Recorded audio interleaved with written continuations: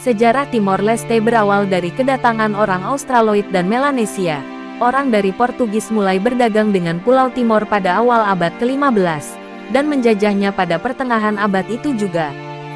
Setelah terjadi beberapa bentrokan dengan Belanda, dibuat perjanjian pada 1859 di mana Portugal memberikan bagian barat pulau itu.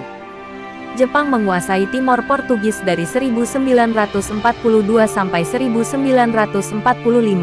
Tetapi setelah mereka kalah dalam Perang Dunia II, Portugal kembali menguasainya. Pada tahun 1975, ketika terjadi revolusi bunga di Portugal dan gubernur terakhir Portugal di Timor Leste, Lemos Pires, tidak mendapatkan jawaban dari pemerintah pusat di Portugal untuk mengirimkan bala bantuan ke Timor Leste yang sedang terjadi perang saudara, maka Lemos Pires memerintahkan untuk menarik tentara Portugis yang sedang bertahan di Timor Leste untuk mengevakuasi ke Pulau Kambing atau dikenal dengan Pulau Atauro. Setelah itu Fretilin menurunkan bendera Portugal dan mendeklarasikan Timor Leste sebagai Republik Demokratik Timor Leste pada tanggal 28 November tahun 1975. Menurut suatu laporan resmi dari PBB, selama berkuasa selama 3 bulan, ketika terjadi kevakuman pemerintahan di Timor Leste antara bulan September, Oktober dan November, Fretilin melakukan pembantaian terhadap sekitar 60.000 penduduk sipil, sebagian besarnya adalah pendukung faksi integrasi dengan Indonesia. Dalam sebuah wawancara pada tanggal 5 April tahun 1977 dengan Sydney Morning Herald, Menteri Luar Negeri Indonesia Adam Malik mengatakan bahwa jumlah korban tewas berjumlah 50.000 orang atau mungkin 80.000. Tak lama kemudian, kelompok pro-integrasi mendeklarasikan integrasi dengan Indonesia pada tanggal 30 November tahun 1975 dan kemudian meminta dukungan Indonesia untuk mengambil alih Timor Leste dari kekuasaan Fretilin yang berhaluan komunis. Ketika pasukan Indonesia mendarat di Timor Leste pada tanggal 7 Desember tahun 1975, Fretilin didampingi dengan ribuan rakyat mengungsi ke daerah pegunungan untuk melawan tentara Indonesia. Lebih dari 200.000 orang dari penduduk ini kemudian mati di hutan karena pengeboman dari udara oleh militer Indonesia, serta ada yang mati karena penyakit dan kelaparan.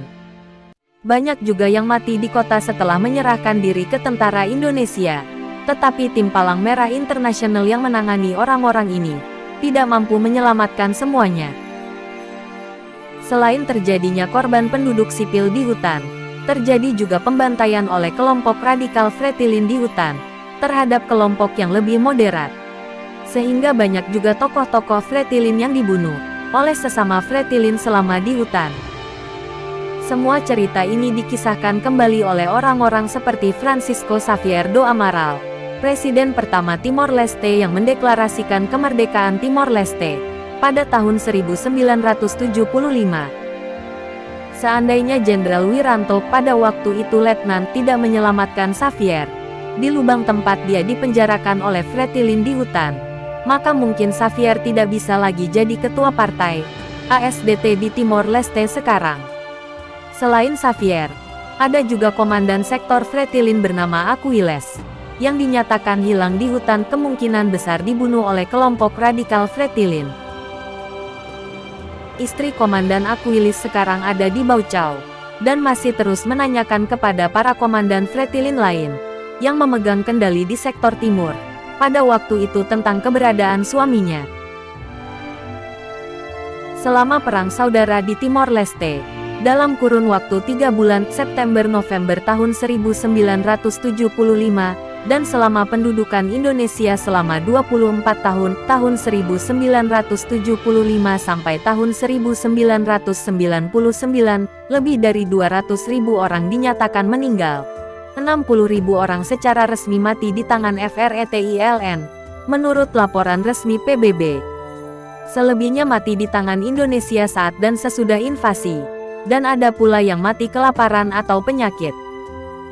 Hasil CAVR menyatakan 183.000 mati di tangan tentara Indonesia karena keracunan bahan kimia dari bom-bom napalm, serta mortir-mortir.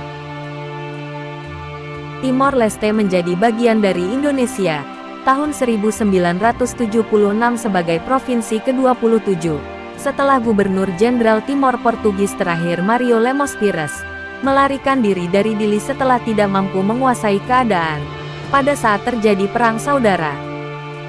Portugal juga gagal dalam proses dekolonisasi di Timor Portugis, dan selalu mengklaim Timor Portugis sebagai wilayahnya, walaupun meninggalkannya dan tidak pernah diurus dengan baik. Amerika Serikat dan Australia merestui tindakan Indonesia karena takut Timor Leste menjadi kantong komunisme, terutama karena kekuatan utama di Perang Saudara. Timor Leste adalah fretilin yang beraliran Marxis komunis. AS dan Australia khawatir akan efek domino, meluasnya pengaruh komunisme di Asia Tenggara, setelah AS lari terbirit-birit dari Vietnam, dengan jatuhnya Saigon atau Ho Chi Minh City.